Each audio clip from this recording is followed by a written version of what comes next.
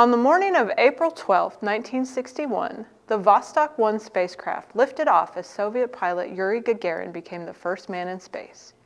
Gagarin may have begun his single orbit of the Earth as a pilot, but he returned arguably the most famous person in the world, at least at that time. During Gagarin's mission, he tested the life support system and radio. He proved that a person could eat and drink in space. He experienced weightlessness. But one thing Gagarin did not do was actually pilot the spacecraft.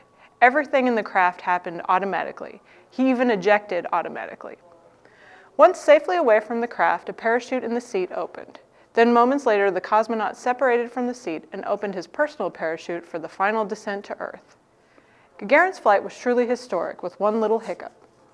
According to the International Aeronautical Federation, a pilot had to land in his craft to set a new aviation record. Since Gagarin didn't technically land in his craft, Soviet leaders feared his accomplishment wouldn't get recognized, so they didn't report that Gagarin ejected prior to landing. Either way, his accomplishments were not to be ignored, and America had a lot of catching up to do. With Gagarin's flight, the manned portion of the space race had officially begun.